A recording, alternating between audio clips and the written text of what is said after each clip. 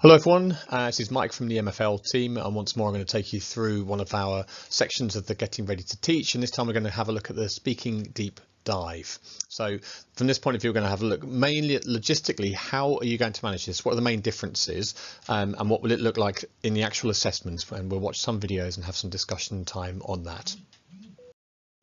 Okay, let's have a look at the assessment itself. In this short video of about 10 minutes, actually, this section here is just going to be a video within the video. And we're going to look at what's needed, the preparation for it, and the teacher examiner will carry out the assessment with one of her students. And please pay attention to what she's doing and how the transitions are being made. Okay, so let's play it now. Welcome to the Pearson Edexcel GCSE Paper 1 Speaking Exam Guide.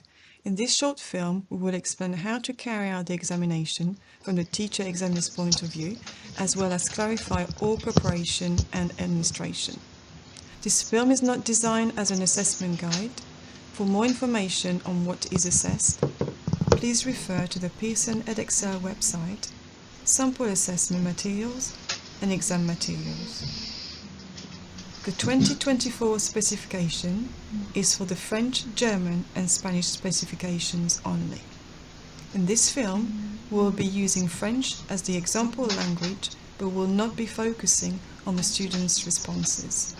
We will focus on what the teacher examiner needs to do at key points and what the teacher examiner needs to do at each stage. We will subtitle any spoken French into English for ease of understanding. First, let's consider the necessary components to start the exam. When will you get the oral assessment pack? This will be sent to you in March, but mustn't be opened until up to 3 working days before the start date of the exam window. This does not include weekends, and the pack must be kept in a secure location. Next, what is needed? You will need the preparation area for the student, the full selection of cards and stimuli, access to the sequencing tool that decides what stimuli each candidate will use. I'll explain the sequencing tool a little bit later. A quiet examination room, stop clock visible to both, and recording equipment checked for sound. So let's move on to how the exam is split up.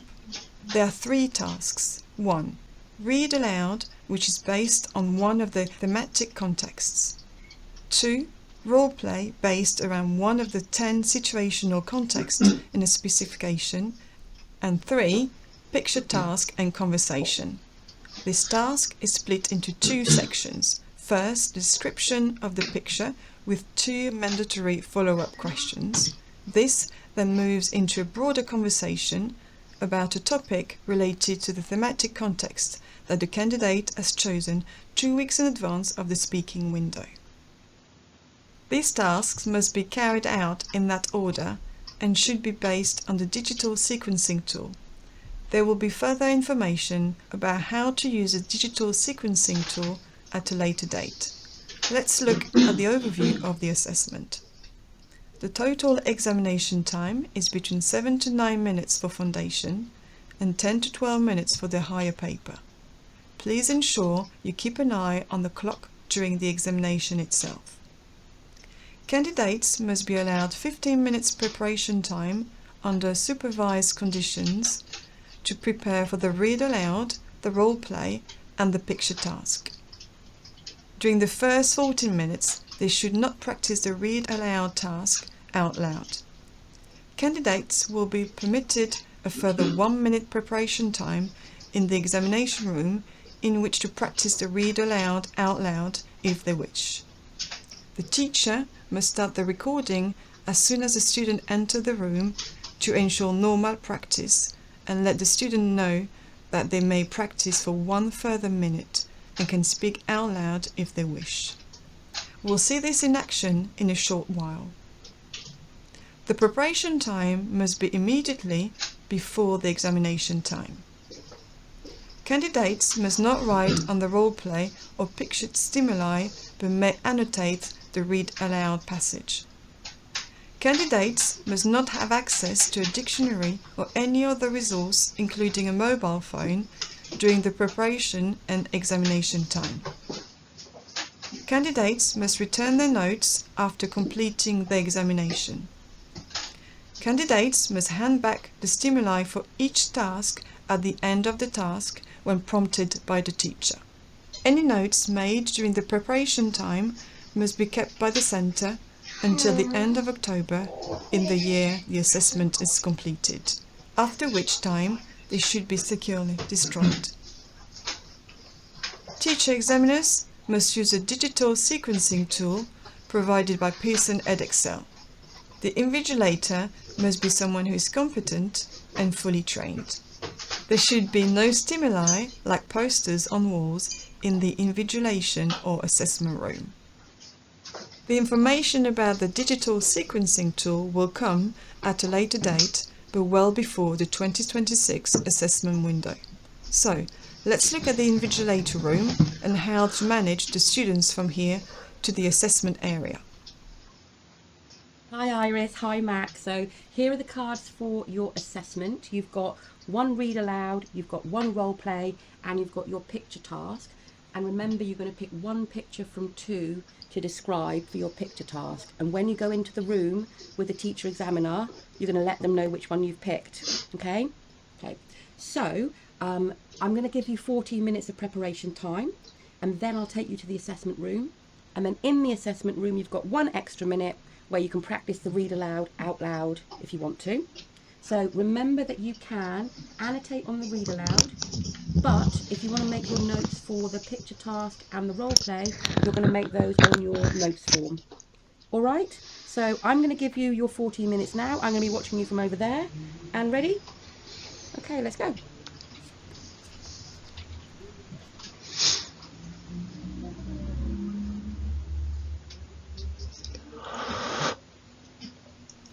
This is the GCSE French Assessment, Paper 1, Speaking Assessment for Summer 2026, Higher Tier, 1 FRO. Teacher Examiner, Corinne Harrington. Centre name, Pearson Edexcel School. Centre number, 12345. Okay guys, that is 14 minutes up, so pens down please. Great, thank you. So if you could please gather up your cards and your notes page, and then I'm going to take you to the assessment room where you'll have your final 1 minute of preparation time. Okay, gather up your stuff please.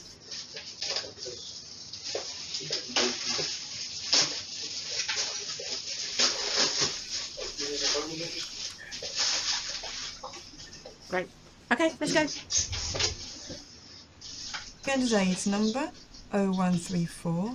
Candidate name, Mackenzie Smith. Hi Mackenzie, you okay? Okay, thank you. Okay, so you have a further 1 minute preparation time, and you may speak out loud if you wish. Okay, so 1 minute.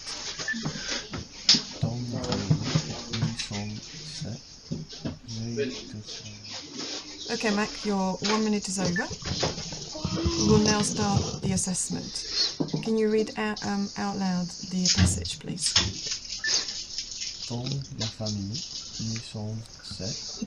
J'ai 2 frères jumeaux qui ont 8 ans et 2 demi-sœurs. Que d'aller au restaurant. Okay, thank you. Can I have your stimulus card now, please? Thank you. Okay.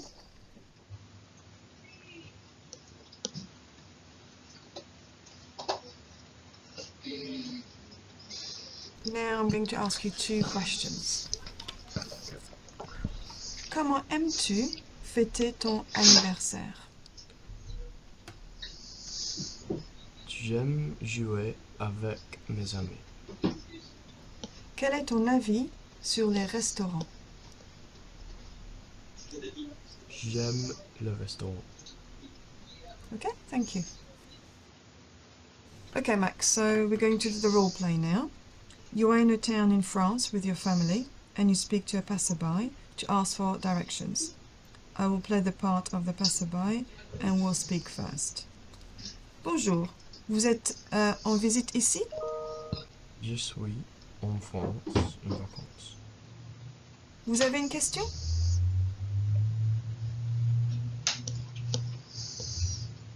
Où est le musée d'art?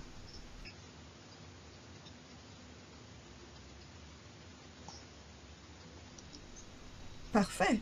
Vous avez une autre question? Il y a une bosse. Oui, là-bas. Okay, thank you.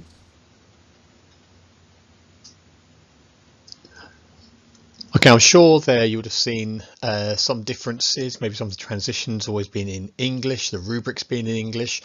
So make a note, watch it again. You can obviously play this back, and then of course if you have any other questions outside of that, you can reach out to us here at Pearson.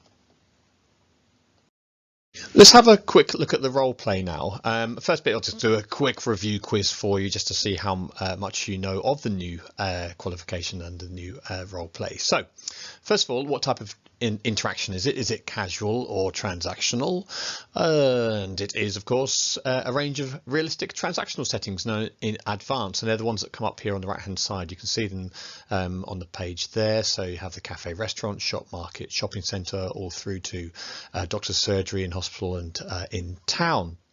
Now, we're also aware that some of the students won't have had experience of some of these places. Maybe not many have been to a tourist office or even a train station or hotel, but we're trying to prepare them for the future.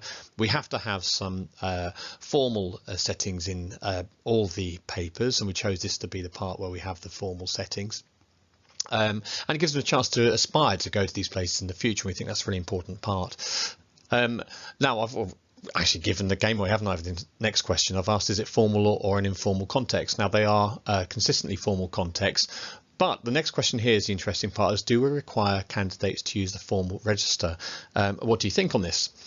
Well, the answer is no. The formal register is not required for this part of the assessment. Indeed, throughout the assessment, the formal register is not required, even though it may be a formal context that they're in. Now, what we've asked for here is name as many types of the interactions as possible. I'll bring up the list here, and it's also in the specification. So you can see on the right hand side, it'll be such things as making transactions, buying tickets, ordering food, making plans, appointments, reservations, descriptions, expressing likes, dislikes, advice, complaining about something, reporting a problem, and also asking or talking about activities. So let's move on and look a bit more detail at the role play. So in this section of our live events that we have, we give out the new qualification role play and the old one, and we give out the foundation tier and the higher tier.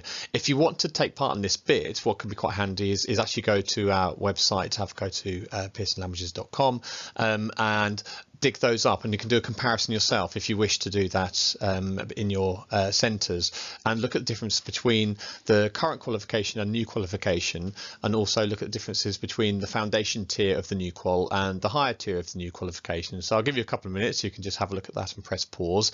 I'm going to move on to the next slide and look at what the differences are. So I'm sure you saw some differences in between the current qualification, new qualification, such things as the unknown questions, or when the student has to ask some questions, is there a question mark on one word there? Where are the questions? How many there are, etc., and what tenses it is all in. So you can obviously have a look and just verify that with the papers themselves. I'm going to give you a little bit more information about the role plays. And there should be no prompt that will rely on a candidate producing a specific item of vocab. That's quite a big difference between the current qualification to the new one. So it won't just be ask for something specific, and then if the student has to know that vocab, and if they don't, they're stuck. The design of this new role play is to ensure that students are able to use what vocabulary they have to manipulate the language to get across what they want to say. So I'll give an example of this is, say where your room is, and the possible student statements could be my room's on the first floor, or I'm on the first floor, or on the first floor next to the lift. You notice there lack of verbs even, which would get sufficient marks. And no prompt will force a student to use the grammatical formal register, for example, for those who don't speak French, so do you have a changing room, but in the formal sense, but it must allow them to say something like, do you have or is there rather a changing room, so they don't have to use the vous or the formal structure of the vous form there for avoir. In the foundation, all English prompts will be presented in the present tense, or as I mentioned earlier in one of my other videos, we could use a simple conditional structure as well, the voudrais form, or ich möchte or me gustaría. In the higher tense, in the higher role play, 4 out of the 5 English prompts will be presented in the present or the simple conditional structure, as I mentioned a moment ago.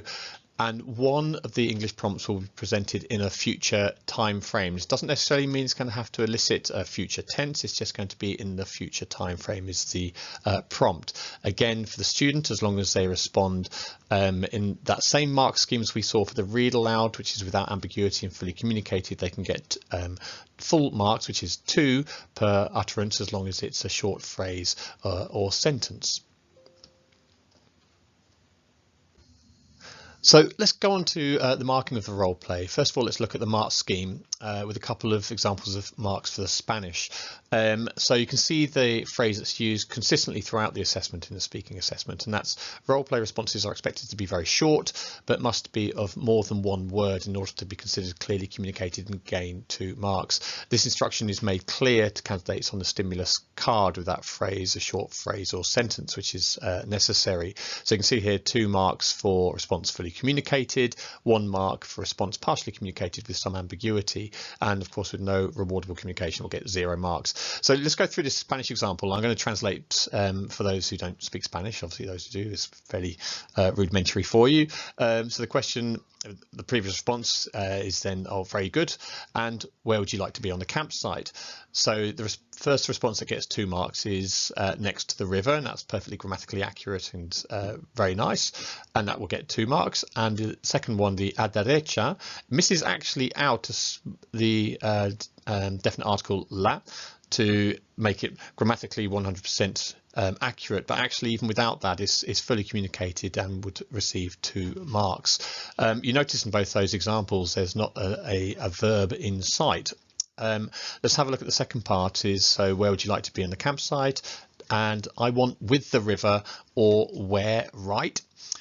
Pretty ambiguous, both of those, but clear enough for someone who's fairly sympathetic to understand what the respondent is saying. And the ones that get 0 marks are the answers going camping or to be camping, and the word camping is in its own right, which actually doesn't communicate anything at all.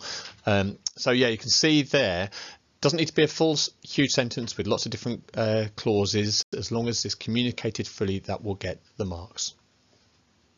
Let's move on now to the picture and conversation task, which you're probably aware now have been, for want of a better word, mushed together.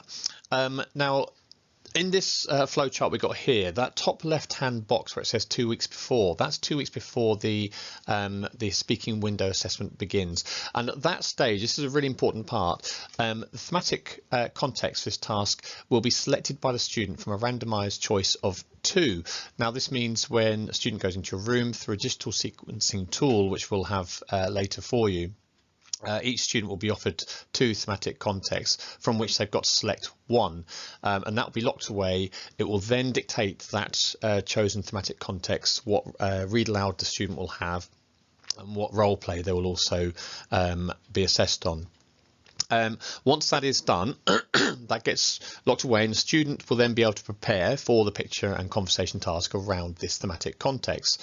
Now moving forward to box 2, that preparation time, this is now moving into the assessment itself. So the student is in the invigilation room and they'll have their photo card, and on that photo card there will be 2 colour pictures. The student must choose one of those 2 pictures to describe, and that's made clear on the card itself. And the student can prepare notes on the people, activity and location for that picture. And the photos are the same for foundation tier and higher tier, but we have enough photos that we can mix and match. So it reduces the chance that the student leaves the room and tells their mate what the picture is going to be. Now on box 3, the photo description, when the student goes into the assessment room, you, probably the person listening now, the teacher examiner, will invite the student to describe the picture. There are prompts available for each of the elements, and that's the people, location, activity, and then there's another question, anything else. You are able to ask those prompts up to 3 times. Please do not reword those prompts. If you do start to reword them and put them into different words for the student, you run the risk the student will get 0 marks as a result of that. Now, once the student has sufficiently answered or described the photo, the teacher examiner will then ask 2 compulsory questions related to the content of the selected picture and candidate's own experience. These questions will be elicit likes, preferences, everyday routines, and in the foundation tier the questions will be either both present tense or will have one conditional tense, and in the higher tier it will match question 1 from the foundation tier, and then the question 2 in the higher tier will be a past tense question. Okay, now these are spontaneous questions marked in the same way as the read aloud follow-up questions and the role play, which is the short phrase or sentence and communicating effectively to get those 2 marks per question. Then we move on to the important bit, which is the bulk of where the marks are, and that's the conversation task. Now, the conversation task is still going to be around that thematic contextual area, so it might have been on something like my neighbourhood earlier for the picture task, and it still moves on to that. Now, within that, there'll be a compulsory starter subject. It could be, I don't know, shopping in your area, whatever it might be, and there's a suggested question in the present tense. Now, the question itself won't be mandatory. You are able to choose a different question if you feel that's necessary. And then you follow up that with a natural, spontaneous and hopefully fluid and fluent conversation with the candidate with questions in the past and future timeframes as well. Now, here's the really interesting bit about this, because in the conversation, it can move freely from that starter subject. And as I mentioned a moment ago, say it was shopping in your neighbourhood. Now it can go into different areas of your neighbourhood, and it can go beyond what you may consider to be the thematic context. So say a student is talking about shopping or being with their friends, and it sort of starts going into what they're going to do next year, and they start talking about their studying and their future, which is a different thematic context in its own right. That's absolutely fine. You do not need to reel it back in to what you consider to be like the very strict parameters of that thematic context. You are able to make this a fluid conversation, and the student is going to be able to, it's going to be assessed rather on how they manipulate the language that they know. Do always hold on to the fact that a student, if they've learnt all the vocabulary list and the grammar within the vocabulary list, and they manipulate that perfectly well, they will be able to get the top marks in this assessment. They do not need to start producing vocabulary from beyond the vocabulary list. If a student does, and you have a student who has great knowledge of the target language and they're producing incredibly unknown vocabulary with grammatical structures, they will not be rewarded above and beyond someone who's just using the vocabulary from the vocabulary list. Okay, there will be equal credit for both. Okay, we're going to have the final bit of this section. We're going to look at the picture task assessment, and it's only going to be a short one. It's only a couple of minutes long. We're going to watch the final video and against how it transitions into it and what you as a teacher examiner are going to have to be ready to do and ask. Please don't focus too much on the students' responses. This is just an example and put together for the purpose of the teacher examiner's viewpoint. So do focus on that, and we'll have a look at and a little bit of discussion at the end.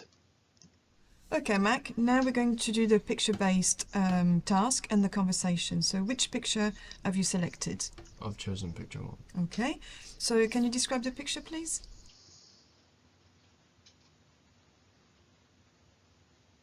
Sur la photo, il y a une famille.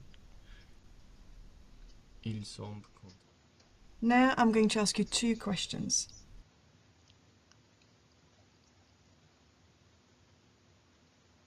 Qu'est-ce que tu aimes faire à la maison?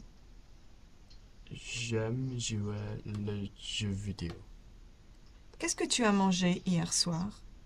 J'ai mangé la pizza. Okay, thank you. Okay, Mac, now we're going to start the conversation. Alors, parle-moi de ta vie quotidienne. Je me lève à 7 heures.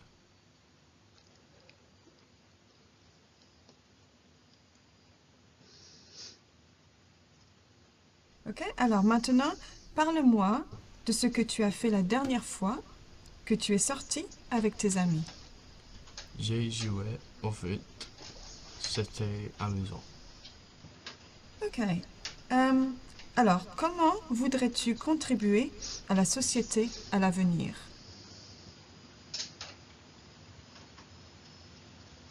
Je voudrais être le professeur. Okay, Mac, thank you. This is the end of your test.